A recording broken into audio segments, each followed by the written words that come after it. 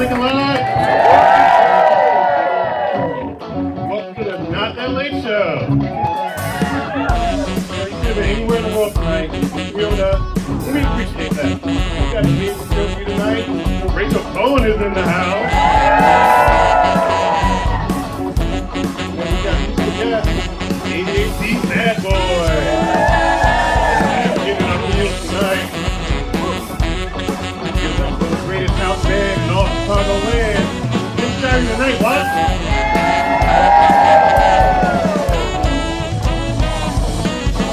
Not That Late Show correspondent.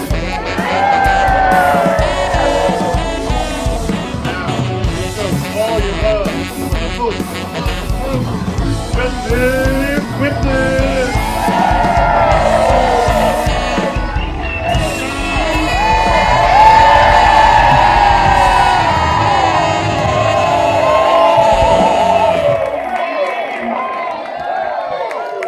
Well, shit.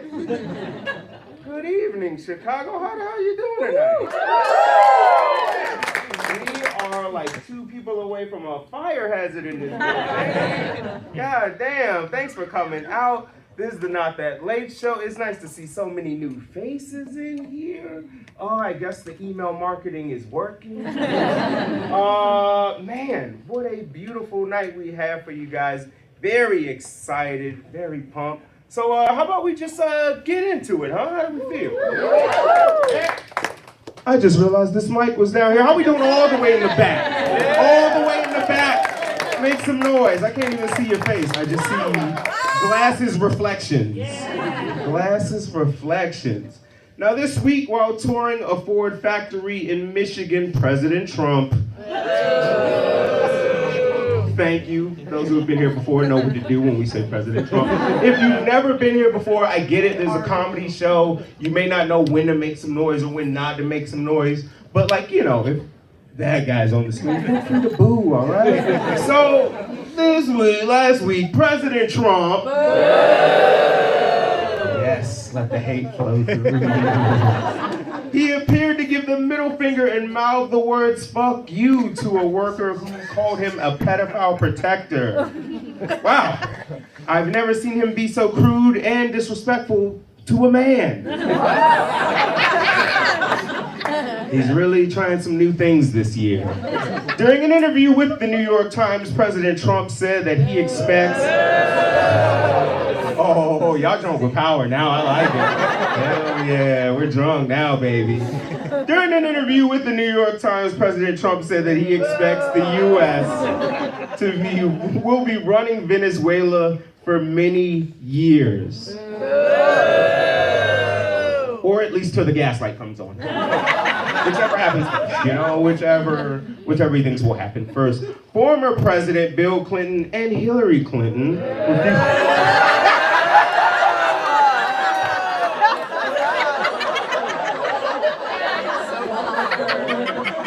It feels good though, right? You gotta admit it feels kind of good just to boo people on the screen. I wasn't even expecting y'all to boo that one, but I like it. Former President Bill Clinton and Hillary Clinton refused to testify in the House Oversight Committee's investigation into Jeffrey Epstein last week. When asked, "I have nothing to hide about my relationship," said Hillary only. And finally, a group of investors that includes Kansas City Chiefs star Travis Kelce.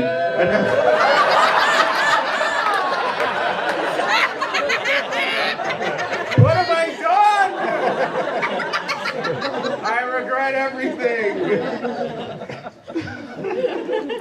A group of investors that includes Mr. Swift announced this week that it has purchased shares of Six Flags, and he wants to push the company to improvements in amusement parks. Kelce said, "Okay, I got plenty of ideas. First one, hear me out. 7 Flags?"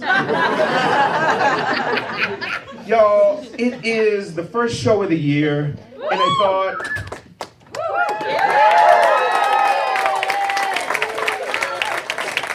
The crowd's like, we don't know if we should boo that or not.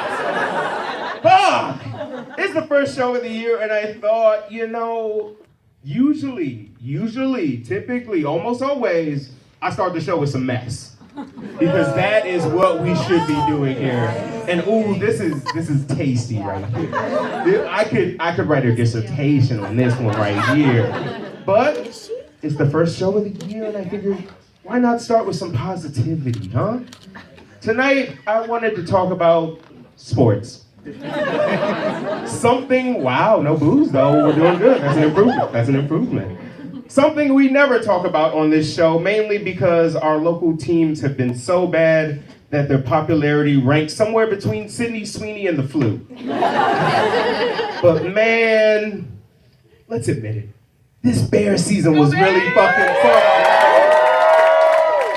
How much fun did we have? Look at me throwing this hat. Yo, Mike, your head tiny as hell, player. What the fuck is this? Jesus Christ, bro. Fuck it. This Bears season was fun, man. Chicago is just a better place when the Bears, or shall I say the Bears, are winning. It's Chicago.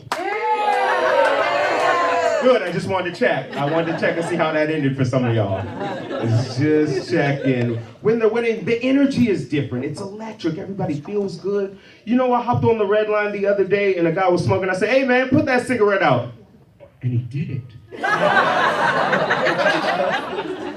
That's never happened before. That's how good it is right now when the Bears are up, man. It's just a different energy. All right? Listen. Is the NFL one of the worst examples of capitalism? Absolutely. But on Sunday, on 4th and motherfucking 4, when Caleb Williams did some shit, you can't even do this in a game.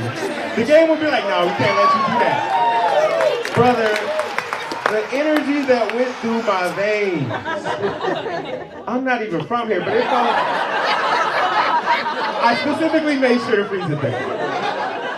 But listen, that feeling right there is something this city hasn't felt in a long time. Joy, excitement, hope. It's what I imagine a bump of Coke feels like. You know? And apologies to Mayor Johnson, but this is now Chicago's dad. All right? This is now Chicago's boyfriend. This is now Chicago's bestie. And even though they keep saying they're gonna move, this will always be Chicago's overpriced South Loop apartment. All right? The Bears are the coolest fucking thing in town and we all want in. But I get it, my friends. You came to a $15 comedy show. Fandom can be expensive. Thankfully, I have an alternative for you. Facebook Marketplace. Laugh all you want, but Facebook Marketplace, or for those in the know, FBMP, isn't corporate greed like Fanatics, and that's why I love it. There are no rules.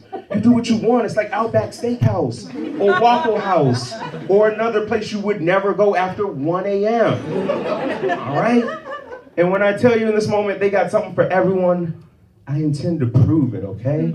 They have got shit for grandpas, grandmas, bachelors, families, people who think birds are real, people who think birds are fake, people who want to scare away birds, people who want to scare away their co-workers. They've got things for that guy you think is in MAGA on your street. They've got things for that person you know is definitely in MAGA on your street. They've got a shirt that sums up your season. They've got a shirt that sums up your addiction. They've got ways to hide your addiction. They've got ways to have a new addiction. They've got ways to do an even worse addiction. They've got ways to hide that even worse addiction. They've got a Caleb Williams that doesn't look like Caleb Williams. They've got Caleb Williams that looks like Caleb Williams. They've got Caleb Williams that plays baseball for some reason. They've got a Caleb Williams that looks like a gnome from a D&D game for some reason. They've got the craziest image I've ever fucking seen. They've got somebody in a one-sided relationship. They've got nightlights. They've got car lights. They've got ways to embarrass your dog. They've got ways to embarrass your son. They've got ways to embarrass yourself. They've got ways to embarrass yourself. They've got ways to embarrass yourself. They've got this image that I just thought was cool, so I had to include it in the slide. They've got this image that I also enjoy, but is not cool. They've got big hats. They've got bigger hats. They've got step brothers. They've got a shirt as if you like the Bears, but you shop at Lululemon. They've got sparkly bears. They've got Marvel bears. They've got shit for if you're a Batman villain. They've got shit if your career is dead. They've got shit for if you're actually dead, this is an urn. They also have one that is shaped like the Super Bowl trophy. They've got shit if you want to get freaky. They got shit if you want to get real freaky. And they got shit if you really trying to get freaky. I guess what I'm trying to say here is it's a bummer the Bears lost, okay? I get it. But if we needed a reminder of what a difference a year can make, think of this fucking team. A year ago, the Bears were a joke, and I should know we wrote many about them. But look at them now. They're so good, Soldier Field sells matcha. The Bears are so good, grown men are out here reconsidering their thoughts about painting their nails. And I say it's about goddamn time.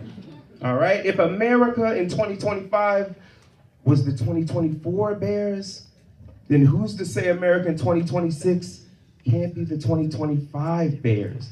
And I think that's gonna be a lot of fucking fun. We have got a great show for you tonight. Speaking of iconic 2025s, we've got the one and only Rachel Cohen here tonight.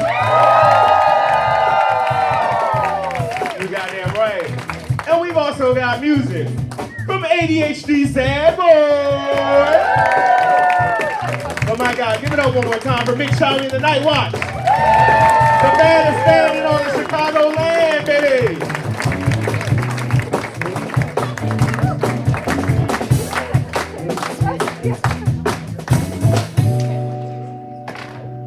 Perfect. Hey! Oh, it's because I knocked Michelle over, right? That's right. Yeah. We're getting on it.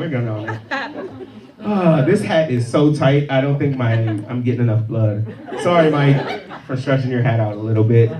Y'all, it is incredibly cold outside, and it's only gonna get colder, unfortunately. But something that has been keeping things hot and steamy, at least for me and a lot of other folks, has been a little show called Heated Rivalry. Here to talk about it is the one and only Michael Van Fan!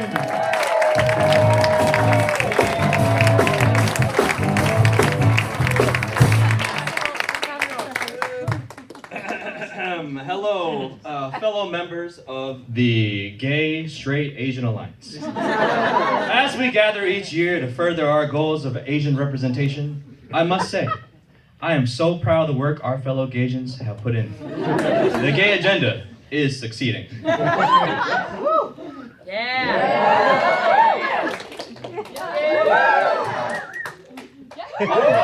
God, an Asian man is currently the hottest man on the planet. Asian men are on top, baby! Even when we bottom. We did it! We are winning hearts and minds and loins. That's right. I'm of course talking about Heated Rivalry.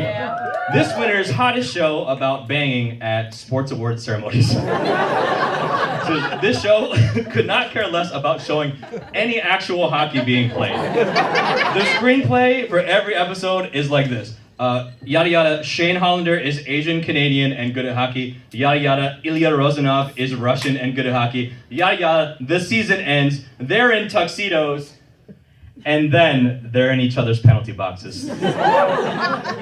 My hat's off to the Gaysians who did what we straights could not. Give an actual, compelling, not stereotypically fucked up sex scene to an Asian man. Spoiler alert. It took one episode for a ripped, hot Asian dude to get his dick sucked. And that was all I needed, baby. Give him all the Emmys. Did you know that he's the first Asian to get his dick sucked in Western cinematic history?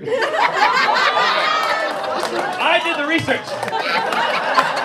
And the closest we got was in the year 2000 when Jet Li starred in Romeo Must Die. But test audiences were incredibly racist at the time and hated it, which is ultimately why they had to change the original title from Romeo Must Die from Getting His Dick Sucked Too Good. That's how far we've come, baby! Woo! I haven't been this excited about seeing an Asian hockey player since Woo Woo Kenny Woo took off his figure skating pants, put on a jersey, and became the third Bass brother. Yeah. And thanks to Heated Rivalry for finally showing us what we've all been missing since D2 the Mighty Ducks. When a guy comes at you, there's only one thing to do, right? Sticks, gloves, shirt, and then kiss. And then later, if you're lucky, knuckle pucking. I'd also like to thank Heated Rivalry for its groundbreaking portrayal of an Asian man as incredibly stupid. Am I the only one? What? Hollander, your crush hasn't texted you back in 6 months, okay? That's a major penalty, not an immediate slap shot on an open goal. Come on, Hollander. Or I should have said, Hollander had to learn the hard way that if a guy's inside your end zone, but he's only yelling the name on the back of your jersey, he's a fuckboy. Heated Rivalry, they should have titled it Call Me By Your Last Name. Well, that's all I wanted to say. Congrats again to the Gasians who gave us 2 minutes for high sticking and 2 minutes for high dicking. The straights will kindly hand their time back to the moderator. Real quick, hold on 1 second, guys. I'm sorry. If this is the Gay Straight Asian Alliance, don't you have to, have something to present? We don't have to go there, Justin. It's not a group project, okay? The gays can just lead us. No. Tell the class. There's a lot of people here. What's the straight representation? Simu is the Copenhagen Project now streaming on Peacock. No, what was that? Say that a little louder. Ain't nobody hear that shit. Fine. Simu Liu is in the Copenhagen Project, now streaming on Peacock. Okay? You even look sad as hell. We're still trying to make Simu Liu happen, damn it. And the Copenhagen test is the best that we could come up with. I know. What the hell is a Copenhagen test? It sounds like the EU's official name for their immigration policy. But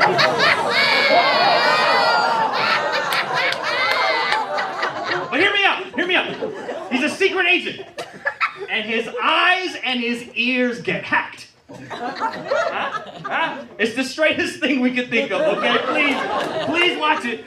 I'm begging you. Okay, what do y'all, you like the girl from In the Heights, Melissa Barrera? She's in this. Look at that. She's pointing a finger gun at him. And that's kind of a smolder. Which is not nothing, okay? Which is at least more chemistry than he had with Aquafina in Shang-Chi. All right, fine. Hadn't you busy yet? Here are some direct quotes from the show. Oh, no. We either save the mission or save his life. How long have you been committing treason against the United States government? There's a Wi-Fi signal streaming from his head. From his head, y'all? From his head! Okay, that's not captivating? All right. I admit it. We kind of phoned this one in, okay? Copenhagen test, more like put him in something and hope for the best, am I right? Because even after the massive box office success of Shang-Chi, we still haven't gotten a sequel. And as everyone knows, you only get one gay Asian, R.I.P. to Bone Yang, and one straight Asian at a time. And we can't keep putting Henry Golding in romantic comedies because he can't act. So thank you for the Gasians this year for putting the team on your back. Simu Liu stars in the Copenhagen Project, now streaming on Peacock. Everybody!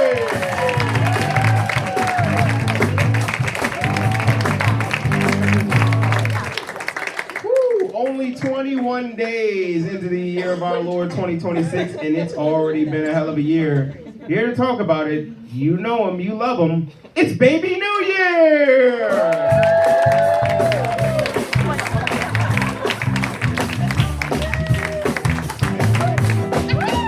Hello, Chicago, Happy New Year! Thanks, Baby New Year. Cheers to 2026, everybody, am I right? Whoa, okay, hold on. Justin, I'm not the 2026 Baby New Year. I'm the 2003 Baby New Year. The 2026 Baby New Year is unvaccinated and got the measles. Wait, so if you're the 2003 Baby New Year, doesn't that make you like 23 years old or something? No, Justin. Every Baby New Year stays a baby forever because we're all aborted fetuses that have been recycled back into the universe. We're like Peter Pan if his mom sent him to the big embryo in the sky. And let me be clear, just because I'm an aborted fetus doesn't mean I'm pro-life, okay? Like many Americans, I vote against my own best interests.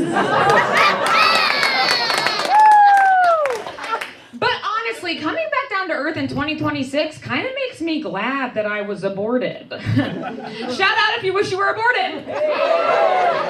Oh, damn. Always the baby, never the fetus. And look, 2026 is like 2003, but worse. Seems like y'all have forgotten what happened the last time we decided that cargo pants were both fashionable and functional, okay? And I'm not usually one to make fun of the cargo pants community. You never know what kind of comeback they'll pull out of their 24 back pockets. Got 'em. Now, let me take y'all back to 2003 for a second, all right? First off, LeBron James had just been drafted to the Cavs. Tom from MySpace was our relatable oligarch. And we thought that the only DEI we'd ever need would be the Black Eyed Peas. Rip. And of course, 2003 was bad too. We had the Columbia explosion, the SARS epidemic, the ethnic cleansing in Darfur, the completion of the West Bank Wall, North Korea's nuclear threat, and worst of all, flash mobs. And for any Zoomers in the crowd, flash mobs were these pointless organized events where people would gather en masse to dance to Beyonce. So basically like a No Kings protest.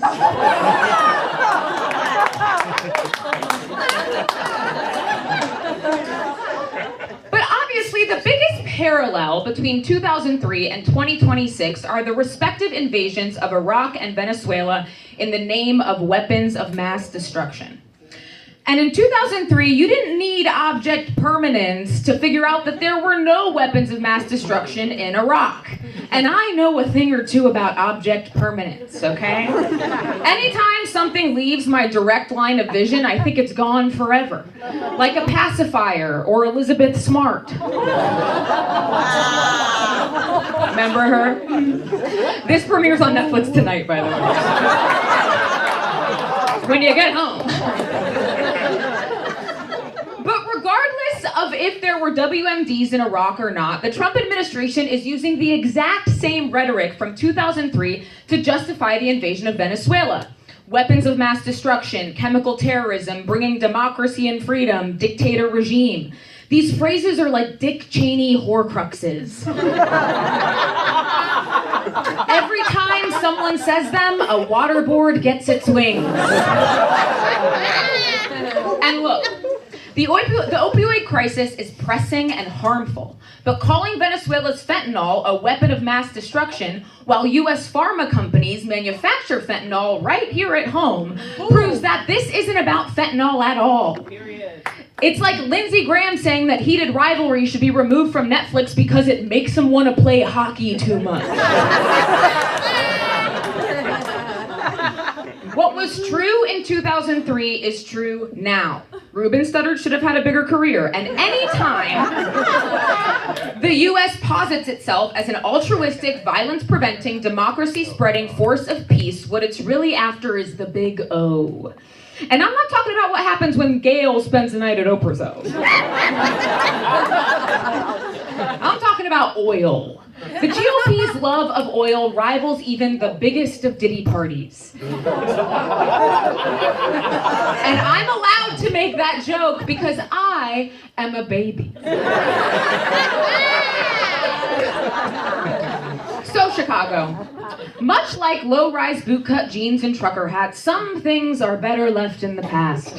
And the good news is it's only January 21st. There are 345 days to turn 2026 around. Maybe in 2026 you all will have a moment of unity that brings everyone together, just like we did in 2003.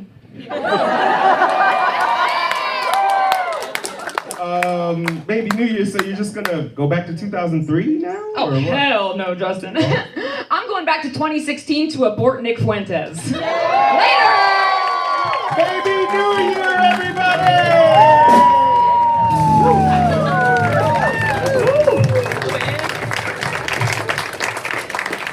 As we know, ICE continues to be...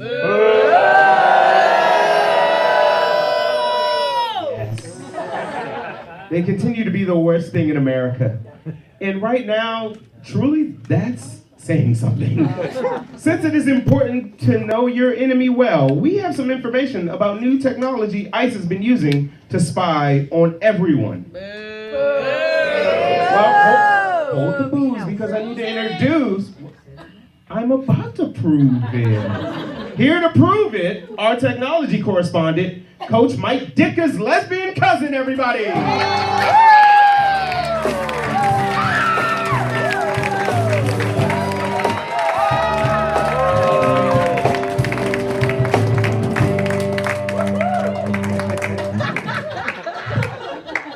Good evening, how's everybody doing?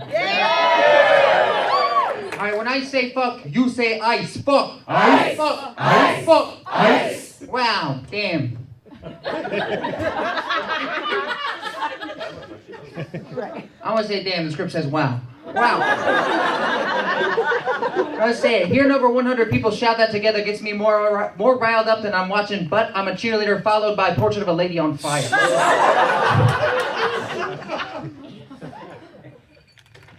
And yes, I'm gonna go ahead and address the elephant in the room. I am famous Bears coach Mike Ditka's gay cousin. I am not, as the photographer just asked me backstage, Steve Harrington.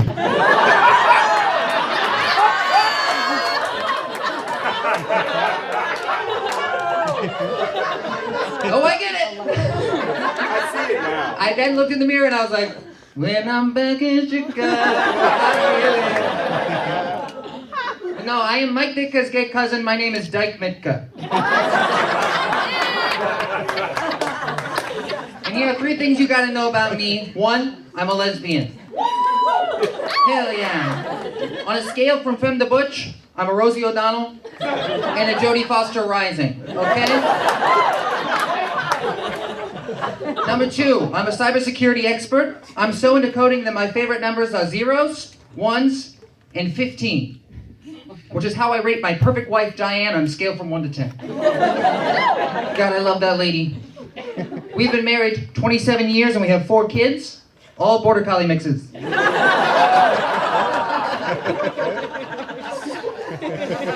Number 3 thing to know about me, like Mika, I'm mad as hell.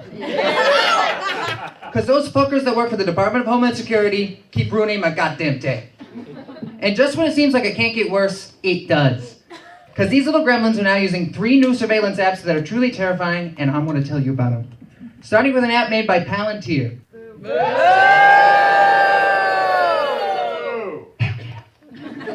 Palantir, a company so gross, aggressive, and bad for the environment that their CEO looks like a troll doll had a baby with a Brillo pad.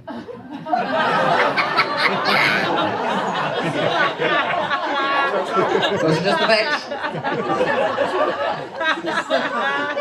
This app is nicknamed Elite, which stands for Enhanced Leads Identification and Targeting for Enforcement. And I'll say it, I'm so fucking tired of these guys bending over backwards to try to make everything sound like a tough-sounding acronym. It's like, I guess I didn't realize it, that fascists love word games. Though I do have a feeling I know what their first guess on Wordle is. And look, I'll say it. They put the Y in there because they're not going to reuse the I. There's only so many letters to use. They're evil. They're not stupid. But I will say that Elite is about as stupid as letting a neck-and-neck playoff game end with a fucking field goal. Am I right? But I want to say for the record, I don't give a hoot about football. That's my cousin's sport. My favorite sport is women's rugby.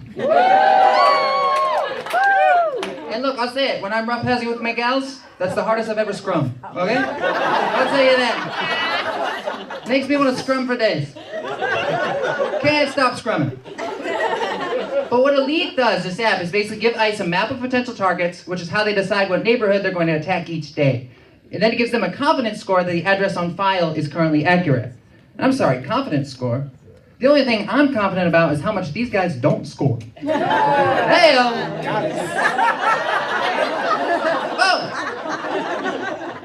Now I think this is as good as time to remind you that this app costs ICE $5 million of your money. And I think you should know that ICE's current budget puts it at the 14th most well-funded army in the world. I know! It sits between Ukraine and Israel, and there is no reason that an untrained police department should sit between a country currently at war and one committing a genocide. That would be like on a list of the most atrocious dictators in history, having Pol Pot, Mussolini, and in between, Urkel. At that point, the question is less, did I do that? And more, what did you fucking do, Urkel? You should be on this list.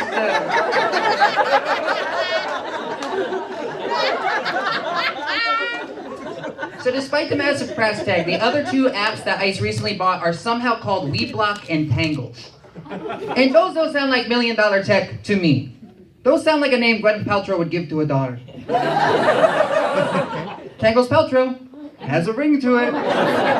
But reality ain't that cute. WeBlock allows ICE and various police departments to gather cellular location data from any area of their choice. That allows them to track patterns and figure out where you work, where your family lives, and they can map out your whole life and find you wherever you want. What the fuck? I agree. Right? I had it written in the script right here that somebody from the audience was going to say, what the fuck? Because that's how I feel. So using this app, they were able to track me and find out that I spend 80% of my time cuddled up on the couch next to my perfect wife, Diane. See, the thing is, we're watching right now the second season of Heated Rivalry. And yeah, it's about lesbians. It's called The Mighty Ducks. It's good. I can't wait for the straight crowd to get it. It's so good. HBO started this thing where they released the lesbians first, and then we tell everybody else about it. You're gonna watch this. The second app, Tangles,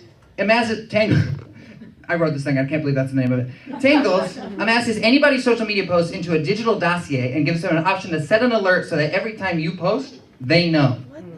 Which is why every damn day I have been posting the same picture of me naked in a hot tub. Because look, they have to look for their stupid little job and then bam, hit him in the face with the titkas. Yeah, boobs. And because they're just doing what any advertiser does when they buy your digital footprint, they don't even need a warrant, so courts can't do shit. Which makes me hotter under the collar than when I see my lovely wife Diane in a satin scoop dress. God, she's the prettiest woman in the world. Does anybody here have a wife? Woo! Have a wife right here? Yeah. Can I get 3 words to describe your wife? Beautiful, talented, adventurous.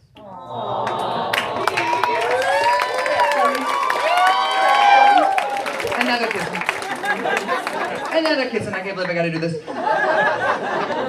I've got 3 words to describe your wife. She ain't shit. I'm sure she seems nice. I think this is her right here. If not, I have some questions about who you just kissed. But I say she ain't shit comparatively, respectfully. You seem nice, but you're no Diane. To wrap up, these 3 apps join a plethora of other scary apps being used by ICE, including Paragon, Celebrite, Graphite, Onyx, Clay Doll, Deoxys, Garbodor, and Shadow Dragon. Those are some nerdy ass names. I want to stuff those names into a locker. In fact, they're so nerdy that you didn't even catch that half of those names are Pokemon. And somehow, believe it or not, Shadow Dragon, not one of the Pokemon. It makes no fucking sense. All that to say, these guys are losers. And frankly, they're more scared of us than we are of them, which is why they feel the need to spy on us in the first place. So here's what you gotta do. Cybersecurity expert Dyke is gonna tell you. Develop a surveillance security plan. Make sure your phone stays updated, which blocks some of the malware they're using. Don't let your phones unlock by facial recognition or fingerprints, because they can force you to open that against your will. You gotta go the old-fashioned way and use a numeric code, but don't use your birthday, because birthdays are easy to guess. Don't believe me? March 5th. March 16th. Pretty damn good.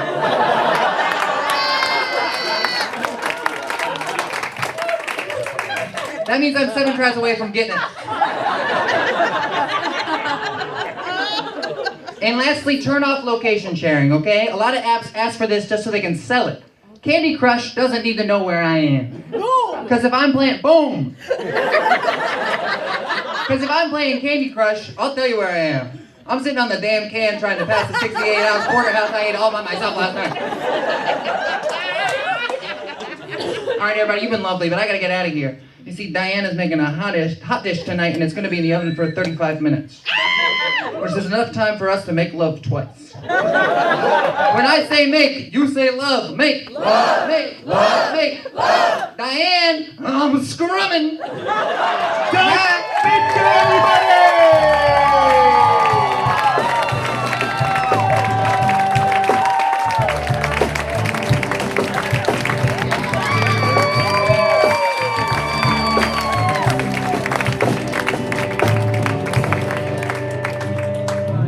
If you have been anywhere near the news, you know that President Trump,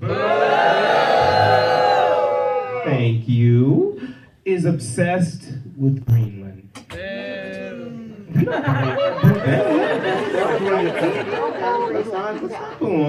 But here to talk about the situation as it stands right now, everybody please welcome Dave Middleton!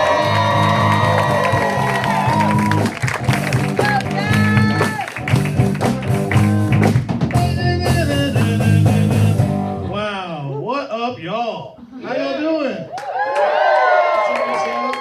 My name is Dev. If you don't know me, I'm Chicago's favorite black non-binary autistic comedian.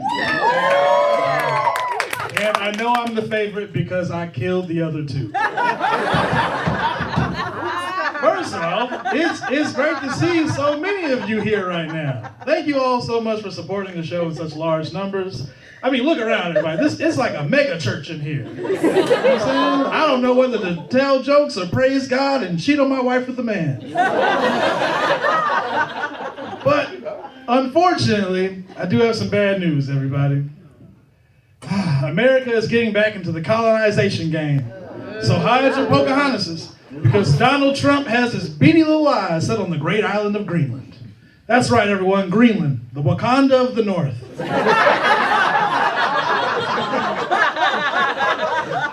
Known as the largest island in the world. So if you have any Greenlanders in the audience right now, wagwan, yard man. Boop, boop, boop.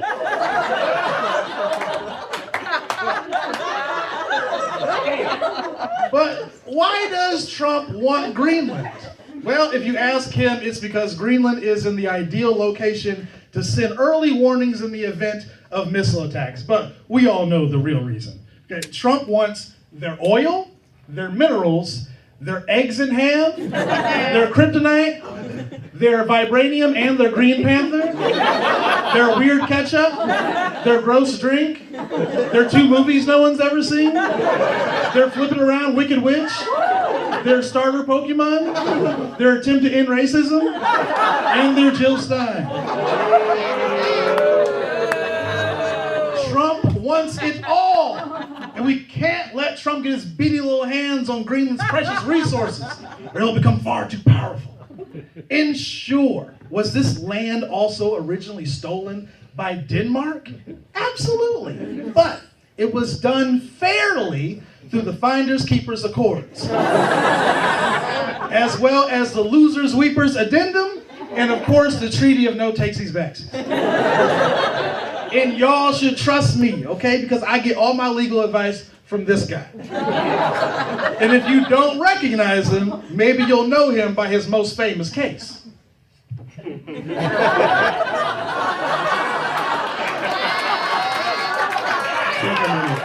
Worth it. He knows what he's talking about.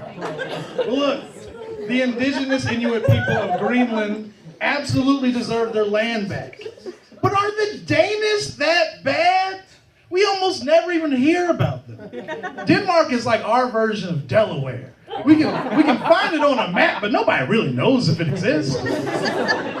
And just because the Denmarkians, aka the Danish, aren't native to Greenland, doesn't mean Greenland isn't in their hearts. Take a look at this Danish woman.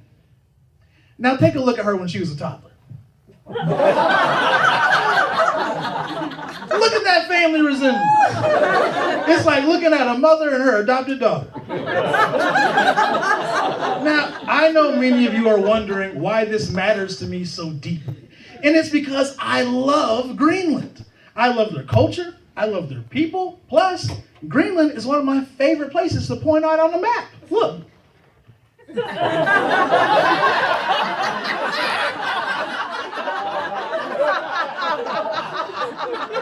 And as you might see from the picture, most of Greenland is actually frozen, uninhabited land. That's right, so like a fascism convention for dudes who are afraid of their own shadow because their shadow looks like a person of color, Greenland is covered in 90% ice. I know a Titanic, hate to see Greenland coming. But the people of Greenland must be protected and respected. America has already treated them so poorly in the past. Don't believe me? Well, back to the PowerPoint for another hilarious side-by-side. Take a look at this picture of a native Greenlander woman in ceremonial face paint. Now look what America did. Their culture ain't a costume, y'all. Besides, America doesn't even need Greenland because it already has 14 territories.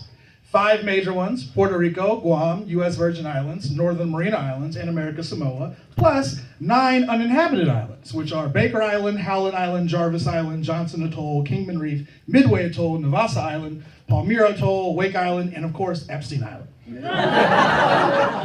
And if you're a math whiz and you're thinking, wait a second, you said 14 territories, but Epstein Island makes 15. Well, let me tell you something. When it comes to Epstein Island, 14 versus 15 ain't never made a difference. You know what I'm saying?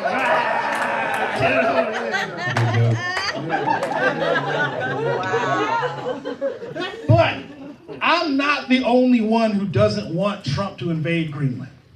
That's right. Europe is standing firmly with Greenland. They're tired of America giving precious white people a bad name. That's why, according to India Today, they're sending soldiers over to Greenland. The UK is sending 1, Finland is sending 2, and Norway is sending 2. That's 5 soldiers. Which may not sound like much until you realize who the 5 soldiers are.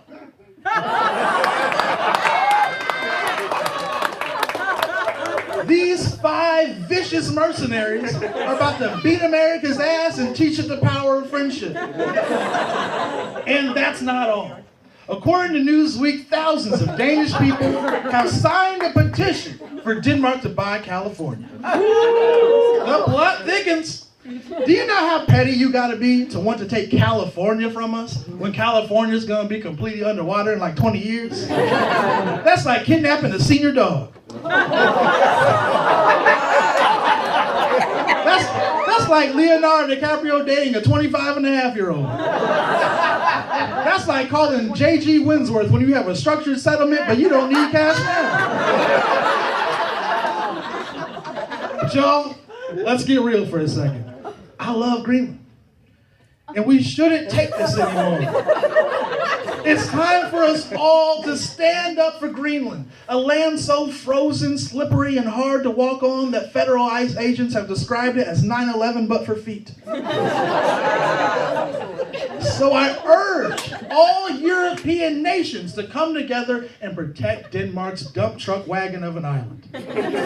Because together we can make Donald Trump think twice about messing with Greenland. Together we can make Greenland green. All right, team, hands in, everyone. Yep, let me get those hands. On the count of three. On the count of three, can I get a green conda forever? 1, 2, 3. Green conda forever! That's right! Ted Middleton, everybody!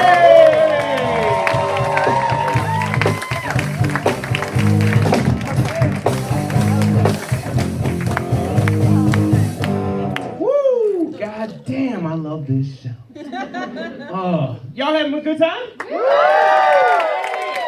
Hell yeah, good, because you can't go nowhere. Ain't no room to move. Where you gonna go? You know, this got me thinking just the other day about a story. I was talking to my grandma, you see, because we're the only two logical people still Not saying. so fast, Justin Swinson. Oh, come on, not tonight in front of all these people. No, especially in front of all these people. Everybody, it's the setup punchline bandits. What's up, everybody? There we go. There's the sound effect. Yo, we came up here because Justin, Rootin' Tootin' Justin Swinson, I do believe your name is, there's still a wee document of Chicago news that you did not cover up top. Look, you talked a lot about the national stuff and talked a ton about the Chicago Bears. Bear down. Let's go Rams. What? What the hell? I'm from LA. Get the fuck out of here. Hey, wait, turn in your hat and your bag. And your horse. I'll check where. Okay, we're gonna get this started. I can't believe that. I'm sorry about that, everybody. Alright, thank God. Now, who the F do you root for?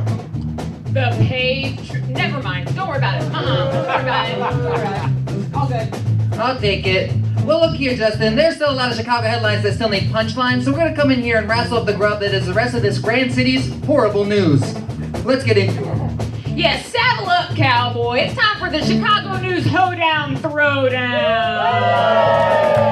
Let's get into it. Did y'all hear about this? A Bears superfan from Australia flew 19 hours just to stay in Chicago for 2 days in order to watch the Chicago versus LA game. Even more impressive, there's an Australian airline that specializes in quick turnaround flights just like this.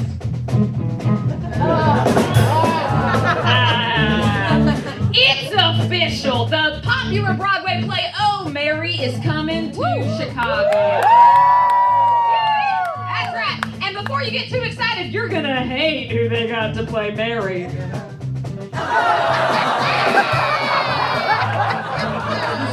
sad or like that.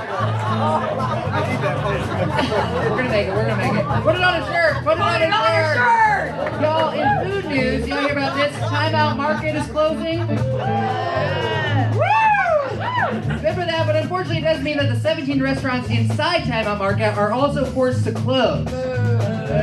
Thank you, Justin. Honestly, one restaurant's closing hasn't affected this many restaurants since that one Domino's fell over and hit Domino's after Domino's after Domino's. That's a thinker. All right. Now, there were so many Domino's in Ireland, are you right?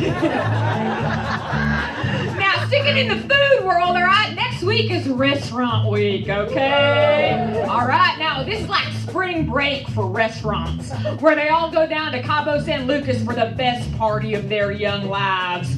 And you can follow along on the fun by watching the MTV docuseries Griddle's Gone Wild. Nice eggs.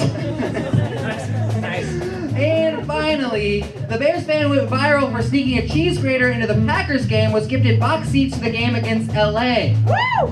Unfortunately, that plan backfired when he attempted to grate an actual ram on live TV.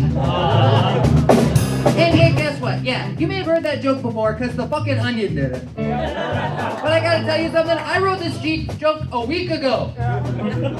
And that's the trouble of a monthly show because the Onion stole my joke. I have no way of proving that, but I know that they did. But I do have a way of getting back at them.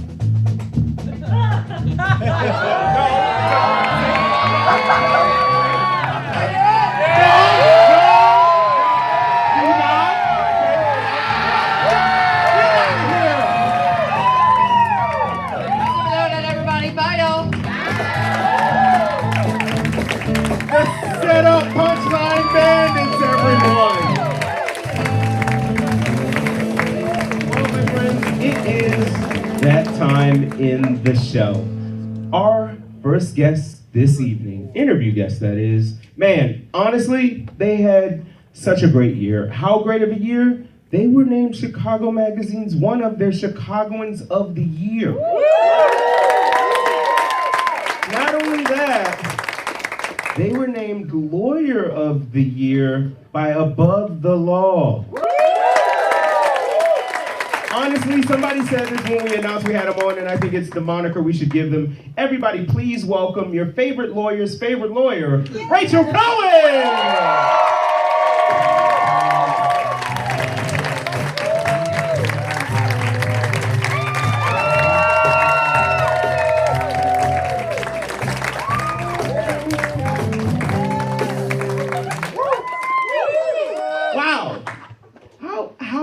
How goes? How you doing? Welcome. Thank you so much. Thank you to everyone who came out to see a lawyer attempt to keep up with the comedians. I think you're gonna be fine. I think you're gonna be fine. We're gonna act like it. This is a very just like that. I think this is gonna go great because honestly, everybody came to see you. They came to like kind of just. I really am excited to have this interview just because I feel like we see you so much on the screen and you do so many things, and it's just nice to have one of those moments to be like, damn, that is a real person.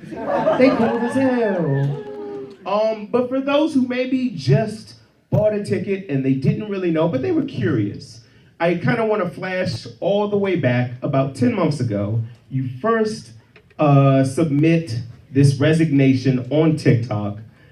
Just take me through like what that, honestly, that 48 hours of like, you posting that to like the next 2 days, how fucking insane was that for you? It was insane and also pretty hungover because I'm glad you asked that question because the people who did that to me are in the front fucking row. Good. Those are good friends. Absolutely. So after I submitted my resignation letter or conditional resignation and decided to post about it on TikTok, my dear friend Gwen's dear girlfriend Erica saw the LinkedIn post, and Gwen called me and said, what if we just came over with a bottle of wine? And so I put my phone away in the other room, and we sat up until 4 a.m. with a Costco 2-liter. And then I woke up to PBS calling and saying, can you do the news today? And I was like, well, we're gonna find out. Did the news. For reference. Did throw up right before. What was the wine? Do you remember? Gwen and Erica? Good answer. And it hit that way, yeah. Costco. So you basically did this whole resignation just on the fact that the Trump administration essentially intimidated a bunch of major law firms into basically capitulating to his will, right? Can you give us all an idea, because good Lord, I ain't no lawyer. I couldn't do school that long. It would hurt my head. Like, what do these deals, just break down kind of how it works. What if these people agree to, essentially? Because it's more than just like pro bono work, right? It is, and it's difficult to say what these law firms agreed to because as far as anybody knows, most of the deals weren't even written down. And so while I know you're not a lawyer, that is the reaction that you should be having. That's terrible. Yeah. So the Trump administration threatens a couple of firms using actual executive orders, and then after one firm, Paul Weiss, I'm sorry for making them. They're Trump with power now. Led by Brad Karp. Let's put that, yeah. Yes, Paul Weiss enters this settlement to get Trump to rescind the executive order. And when that happened, I had already been kind of doing some external facing organizing around law firms standing together to push back against the Trump administration in this way. And I was on the bus home and everybody I know is texting me because I have been texting them saying, sign my open letter, do this, show up, post about this, can you share my LinkedIn post, which is the lamest thing I've ever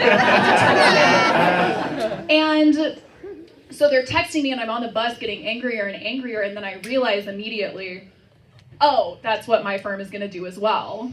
And if I know that's what's gonna happen, then let me go ahead and act now. And Skadden, which is where I worked, did end up...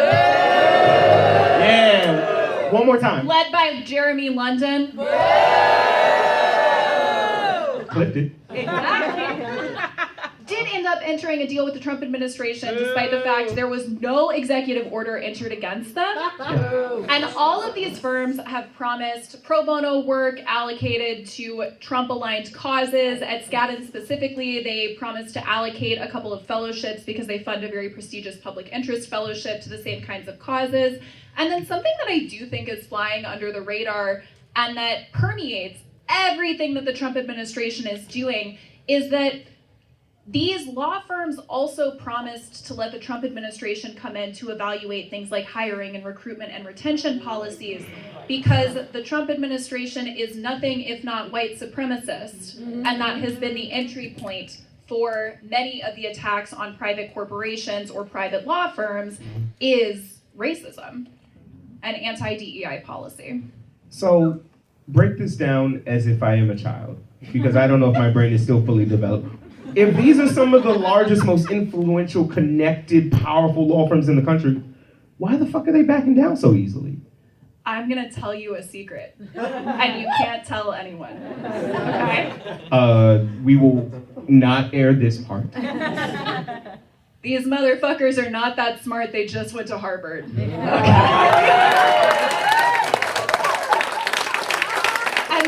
And I can say that too because I went there, but I am not smart.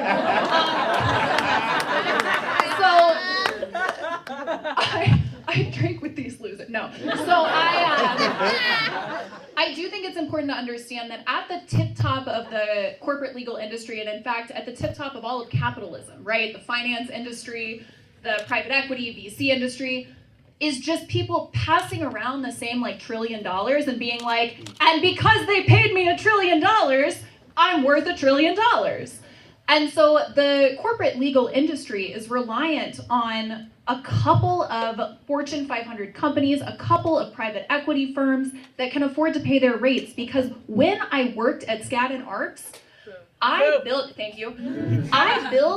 about $80 a minute. So I will be invoicing you. And I think that's fine, right? Thank you, Brandon Johnson, for the grant. Shout out to Big Homie. But no, people can't pay these rates, and a lot of the places that can pay these rates need government approval on large kind of merger transactions. And again, believe it or not, the way that you get that government approval, especially right now, but kind of always, is who you know in the government and how much they like you. And so it's interesting because some law firms did challenge executive orders in court, and those that did heavily favor their litigation practices. So the people that go to court and the firms that made deals with the Trump administration have a majority of their profit come from corporate legal transactions, which are the kinds of things that are more likely to need government approval. And so it is a short-sighted attempt to appease a wannabe dictator. And I think there's a split of some firms that thought, this will all blow over in 3 years. And I have to say that I think that what I did back in March is not particularly exceptional, but what I am very proud of that I think was extremely important was keeping this in the news, because I think that they would have been right to guess that everybody was going to forget in a couple of months and then they would turn over in 3 years. And I said, you have no fucking idea how annoying I can be. And I do think some of them just didn't think it through, and I think that some of them are betting on Trump not leaving office and getting in early with the Putin of America. Which is insane. I was reading this one article that kind of just to your point about you not thinking that this was something exceptional that you did, I want to disagree with that in the fact that, like, there's such a small percentage of people who also followed suit. I read this, and I don't know how factual it is. At some point, Skadden employed 1,700 lawyers just across America. And they said at some point, just through from March, when you resigned, all the way till May, there were essentially like 24 people who resigned because of this that followed your lead. And that's such a small percentage, and it blows my mind. And are you ever surprised or shocked that there's such a small percentage of people where you're like, yeah, I'm leaving, and my gang's leaving. Oh, fuck, the gang tiny as hell. We gonna leave, though. Like, is that ever, like, your thought at any point where you're just like, really, guys, no one else? I actually was surprised that a couple dozen people followed the lead. When you're in that industry, I think that it's very easy to get caught up in financial kind of, they call it golden handcuffs, right? And I think that sometimes it is really loser behavior of locking yourself into some type of insane mortgage or lifestyle adjustments. But a lot of times people are sole breadwinners and they have very heavy law school debt. And something that I do try to center often is that I have loans from law school, but I also have a family where both of my parents were government attorneys, and I can fall back on them for short-term bailouts if needed. I had a lot of savings because, and some people on Reddit tried to be like, she was probably gonna leave anyway. No shit. Like, what? And so, sorry I cracked it. Like, sorry I figured out how to do that in a way that mattered. But I was, under the Trump administration, I had always planned to leave Big Law in a couple of years. I was hoping to pay my loans off. I didn't quite get there, but I didn't quite get there. I have $100,000 in student loans, but that's less than I had. And so I was just really differently financially situated. You know, I didn't have kids. I had all of these things that made it, I wanted to leave sometime that year. I had all of these things that made it easier to walk away. And what a lot of people did not get to see was the amount of support behind the scenes and the relationships that I continue to maintain with people that work in Big Law, and the dinners that I guilt them into buying every single time we see each other. That's actually a great transition because most people in this room are not lawyers, but I feel like your story puts a lens on the idea that just as much as we should be putting pressure on our political figures, we should be putting pressure on Big Law and the legal system in general, right? But what exactly should we demand from them? Because it's like, yeah, y'all should be better. I want to be a little bit more specific than that. So what would you recommend? I think the best way to get at the corporate legal industry, honestly, is through general coordinated boycotts on large corporations. There's a number of kind of ICE-related boycotts right now. One of the best things I ever did for myself was getting almost entirely off of Amazon, run by Jeff Bezos. Famously. Fuck Jeff Bezos. No, yes, I don't know why I said I was like, why'd you say that? Fuck Jeff Bezos. Yeah. Full stop. Yeah.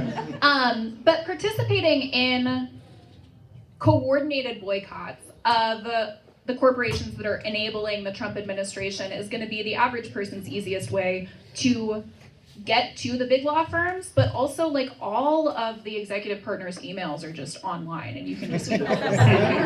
So just don't tell them I sent you. They'll infer it, but don't tell them. So real quick, we have to, I guess, talk about the nuisance in the room, ICE. Thank you, gang. You were just in Minneapolis not too long ago, and you ran into little Greg Bovino. Perfect. This question is merely for me. Am I taller than Greg Bovino? Yes. I brought a tape measure just in case we did I don't need it. I'll eyeball it, yeah. I needed that real bad. Woo, I can sleep soundly tonight, baby. Just knowing I'm gonna put him in the post. You ain't got shit on me, you little punk. I just think about this photo a lot, and I want to make one for myself, But I want it to be hand-to-hand combat with Greg Bavino. I feel like I can get him out of there. I feel like I can get him out of there before I get too tired or before my knee gives out. And yeah. I kind of think listen, I would never say this in any other context. Sure. Like, what you're wearing has nothing to do, but I kind of think he's asking for it, right? Like, Yes! no helmet, He's no mask. begging for it. Like, Oh my the God. stupid fucking coat. I'm just like, bruh, I don't even want to give him, but I just want to kick him in the chest one good time. I don't have that much hip flexibility, but I can get it that high. I can get it that high, just one good left, and get him out of there, man. That would be the one hill I'd be willing to die for. My mom would be like, you know what, my dumbass son, I'm proud of that boy. He's a fucking idiot, but I'm proud of that boy. The thing that I can't really seem to wrap my head around when it comes to ICE and all this stuff is like, just kind of like the lax nature in which our political figures are kind of just like letting it all happen.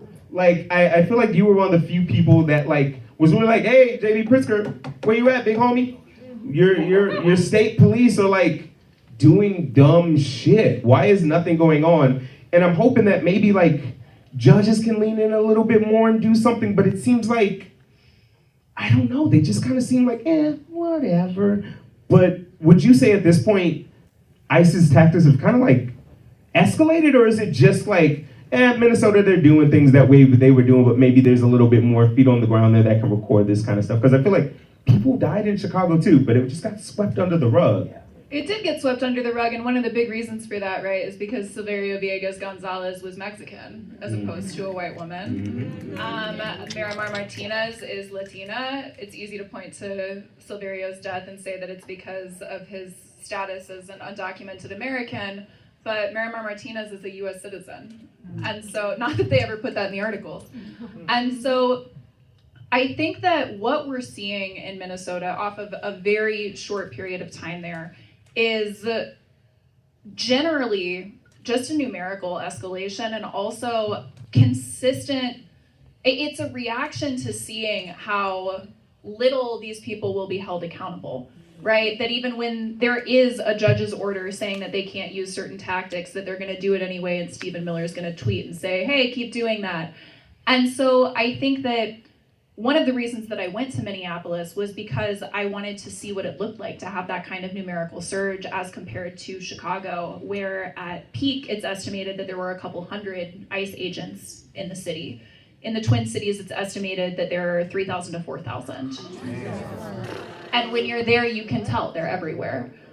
And so I think that we're going to continue to see escalation, not because there's intentional escalation, but because they are hiring intentionally people who are drawn to terrorizing communities, and also because this is and always has been an inherently violent system.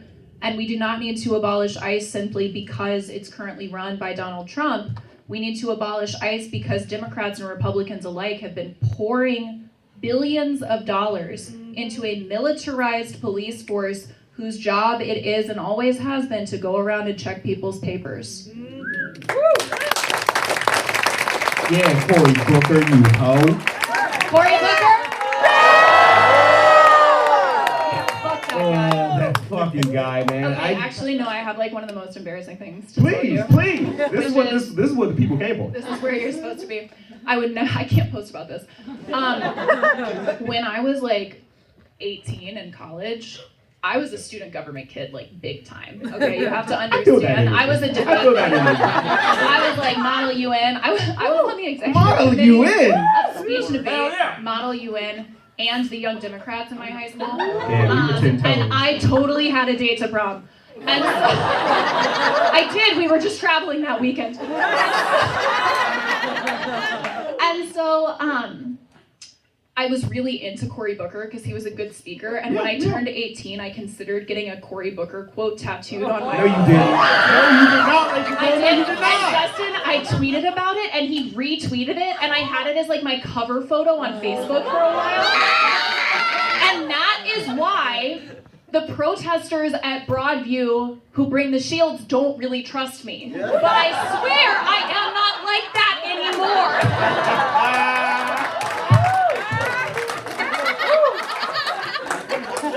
Because I didn't get the tattoo. That is the greatest lore we have ever had on this show. Yeah, take that, Brandon Johnson. Yeah, Brandon Ho, thanks for the money. Come back soon. I don't know. You just talked about What was the quote?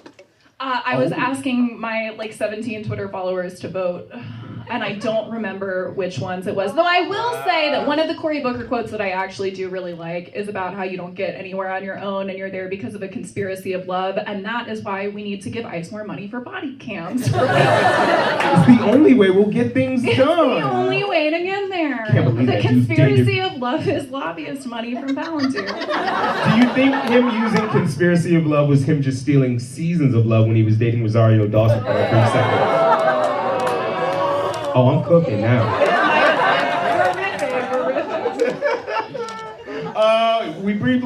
You briefly brought up the facility over at Broadview, and I feel like it bears mentioning just because it's still fucking there. And there was actually a protest there this weekend, and I feel like we all are kind of living under this weird thought that ICE will eventually be back here, and they're essentially, I don't know, almost demoing what they're doing in Minneapolis and gonna run it back here at some point. What do we gotta do to get that fucking place shut down? I feel like we're close, but also so far. Yeah, I think that number one, electorally, at every level, there needs to be immense pressure on Democrats at the federal level not to continue to give ICE funding. And I know that that is the answer of somebody who considered getting a Cory Booker tattoo. It is important. Call your reps. We need J.B. Pritzker to stop letting the Illinois or having the Illinois State Police facilitate ICE and their operations, and I have a call with somebody on his re-election campaign tomorrow who I think probably hasn't watched that much of my content, and I will be bringing it up, but you should bring it up too.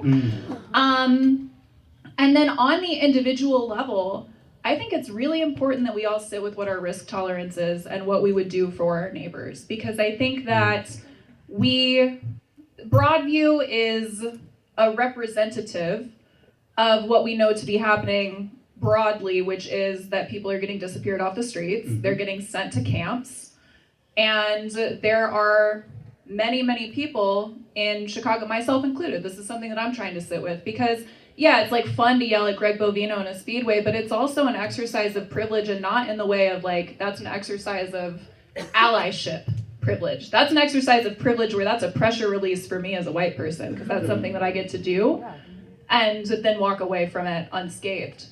And so something that I'm trying to really sit with is, how do I get comfortable with the idea that I think the right thing to do is to de-arrest people when it comes to that, right? And to put your bodies in between ICE agents and the people that they are attempting to disappear. We have so many people that are videotaping, and I think that's great. I also think that it's not what would have been helpful during the civil rights movement. It's not what would have been helpful in the abolition of slavery, because I'm trying to avoid the Nazi Germany comparisons, because this is the fabric of this country itself and the fruit of the seeds that we have planted. And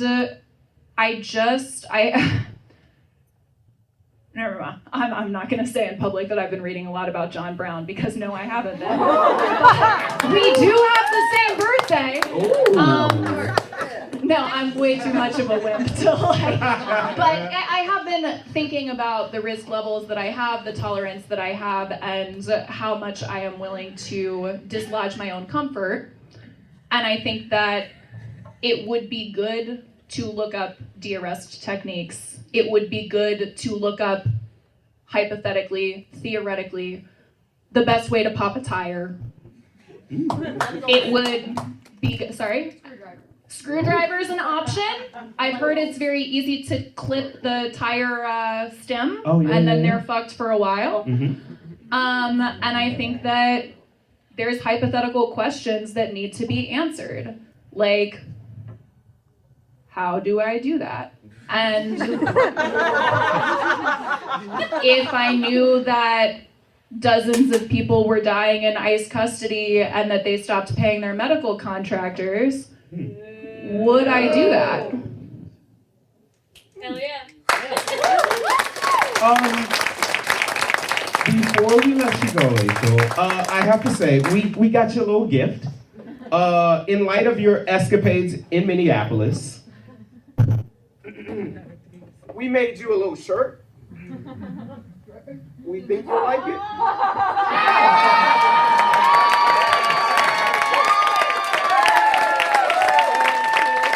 Justin, you have to make one of those for yourself as well.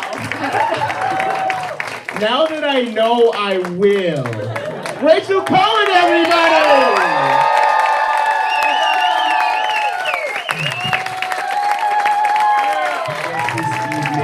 My goodness. This is their Lincoln Lodge debut, so please make it nice and warm for them. Everybody, welcome ADHD SADBOY!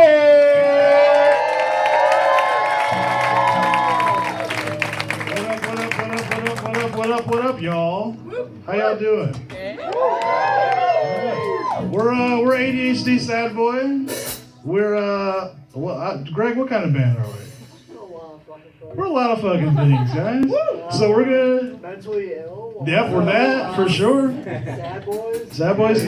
Yeah, fun thing is they all have ADHD. I'm just autistic. I'm chill. I know, unfortunately. So we're gonna do some songs. We just put out some demos on Spotify and all the other streaming services that are terrible, but hey. So y'all good? Fuck yeah. This first song is called Air Breather.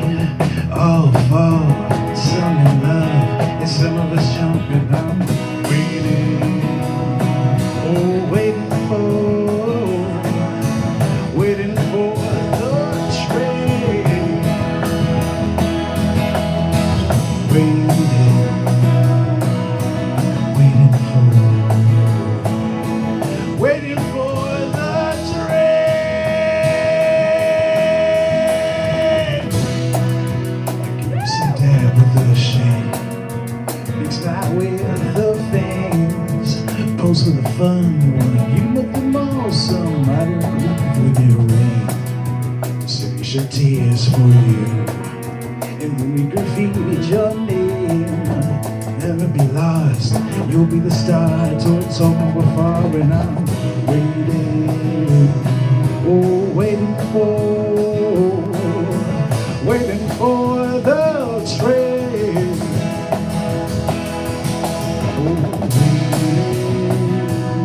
Oh, waiting for.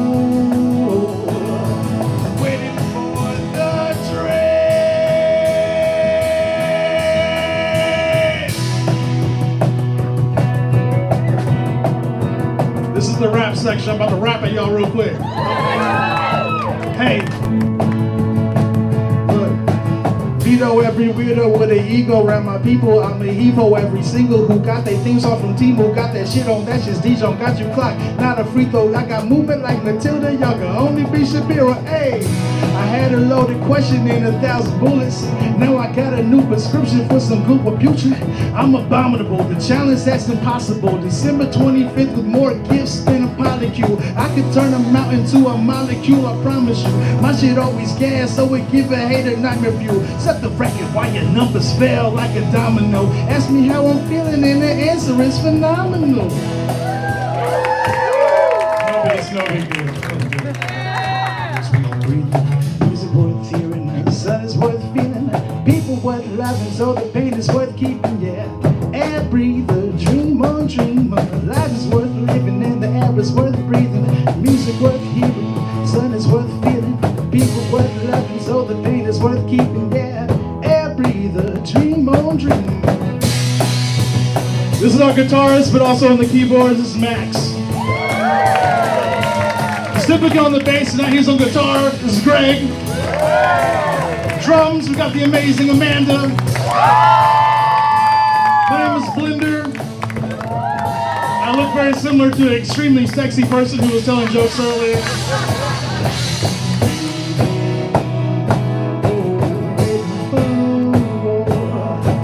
Waiting for the train.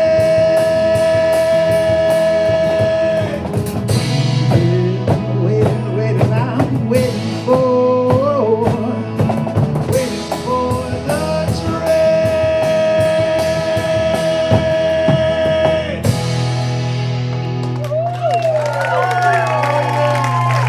Oh yeah, look at us. Oh yeah. All right, we're gonna do another song for y'all. This one's called Start the Clock. Deb, you look really different. What? I'm not Dev Middleton. I'm someone else. This is my born face.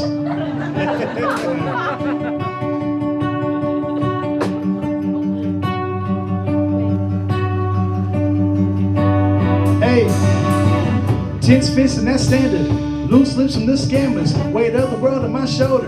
Plus 10 pounds from the camera. Anxiety in my lantern. Can only see what can scare ya. I push through like bad manners. Then slang weight like bad grandma. They clip farm from their carpets. My aura has no harvest. Can never shade me, that's gospel. They shadow has bad posture. They can never shade me, that's gospel. Can never shade me, that's gospel. Let's go. Take me down. Oh, take me down. This anxiety, fire's riding me. Take me down, knock me off my feet. Find a clean and sweet. Take me out, take me down.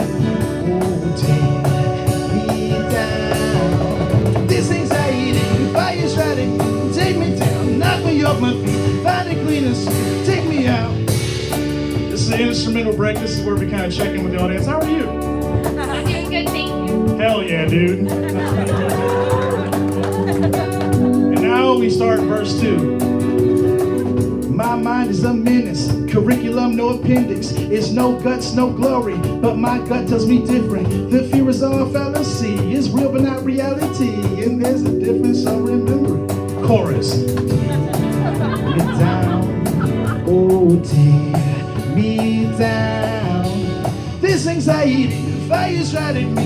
Take me down, knock me off my feet. Find it clean and sweet. Take me out, take me down. Oh, take Me down. This anxiety, fire's riding me.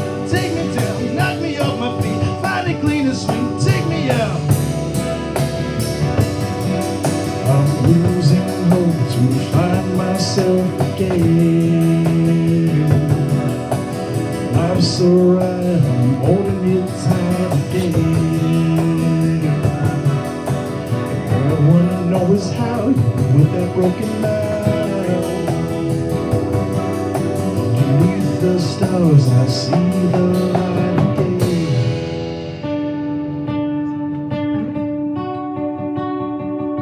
Wow, we've come very far, haven't we? Some might even say we've gone far enough to go to the third chorus. Take me down, oh, take me down. This anxiety, fire's riding me. Take me down, knock me off my feet. Find it clean and sweet. Take me out. Down, oh, take me down. This anxiety, fire's riding me. Take me down, knock me off my feet. Find it clean and sweet. Take me out. Losing hope to find myself again.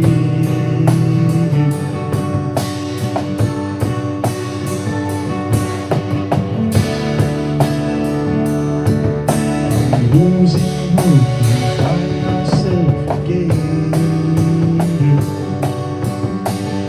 Oh, end of the song. Wow, that's crazy. What if we did one more for you all? Would that be crazy? This one is not on streaming service. This is one that is one of my personal favorites. Is called The Heat Between You and I, but we all lovingly call it One for the Shouties.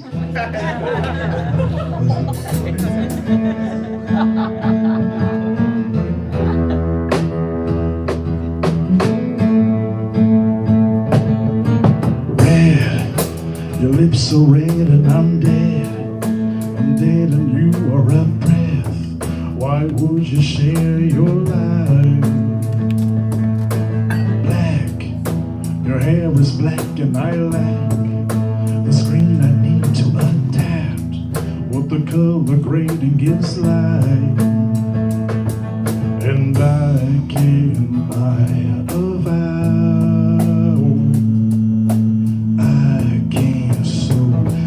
Words together.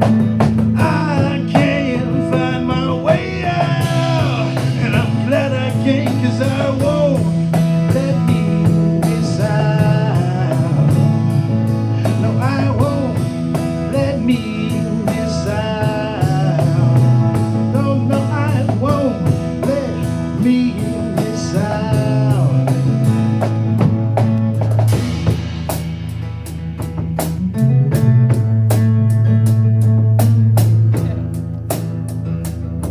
This is how I dance at funerals. Brown, your eyes are brown and I'm down. I'm down to one day be found and never leave your side. And I can't buy a vow. I can't sew these words together. I can't find my way out, and I'm glad I can't, 'cause I won't let me miss out. No, I won't let me miss out. No, no, I won't let me miss out.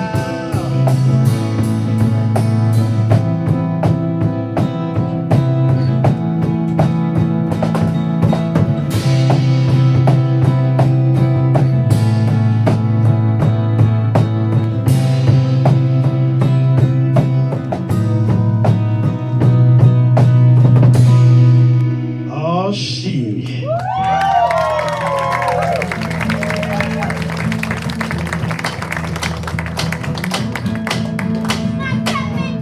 Hey, God bless these coordinates.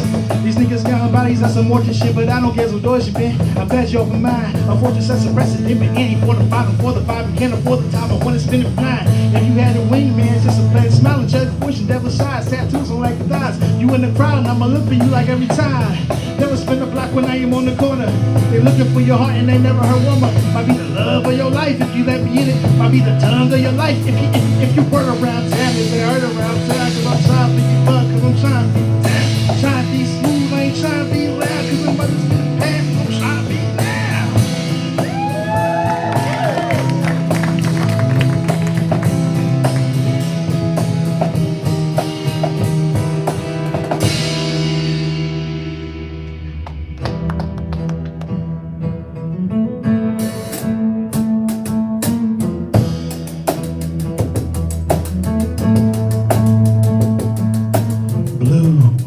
Your soul is blue and so cool, but not cool enough to undo the heat between you and I. Thank y'all so much. Oh my God.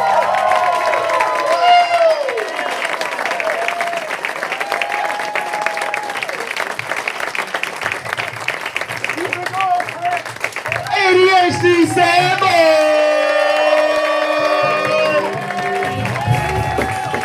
God damn it, that's the show, everybody! Did you have a good time tonight? Aren't you glad you came out in the snow tonight? Well, it's still gonna be snowing in a couple weeks on February 18th. Won't you join us? We'll let you know who's gonna be on the show. Follow us on socials if you don't already, please. NTL Show. Give it up one more time for Mick Sharmy and the Night Watch. The hardest working band in Chicagoland. They actually have an event coming up at Cohen Distillery in February. Yeah, they're big time now. They're gonna leave us soon. A month? No, they're not. I'm kidding. A monthly free show at Cohen Distillery.